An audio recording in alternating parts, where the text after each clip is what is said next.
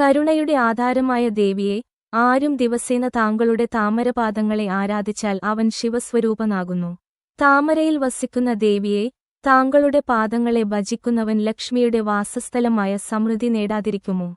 താങ്കളുടെ പാദങ്ങൾ തന്നെയാണ് പരമപദം എന്നു ധ്യാനിക്കുന്ന എനിക്കു എന്താണ് ലഭിക്കാത്തത്? ദേവിയെ ജയം ജയം, മഹിഷാസുരമർദിനിയായ ശൈലപുത്രിയായ ദേവിയെ. ഈ ശ്ലോകം ദേവിയുടെ പാദാരാധനയുടെ പരമപ്രാധാന്യം സൂചിപ്പിക്കുന്നു.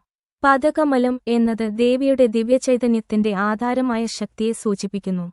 ശ്രീവിദ്യ ദർശനത്തിൽ ദേവിയുടെ പാദങ്ങൾ ശിവശക്തി ഐക്യത്തിന്റെ പ്രതീകമാണ്. അവയാണ് ആത്മാവിനെ സംസാരബന്ധനത്തിൽ നിന്ന് മോചിപ്പിക്കുന്ന മാർഗം. കരുണാനിലയെ ദേവി അനന്തകരുണയുടെ ഉറവിടമാണെന്ന് വ്യക്തമാക്കുന്നു.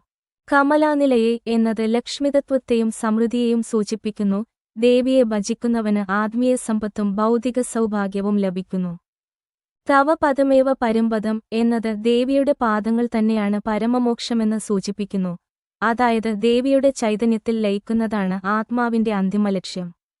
ശക്തദർശനത്തിൽ ഇത് കുണ്ടലിനി ശക്തി ഉയർന്ന് സഹസ്രാരത്തിൽ ശിവചൈതന്യവുമായി ഐക്യമാകുന്ന അവസ്ഥയെ സൂചിപ്പിക്കുന്നു.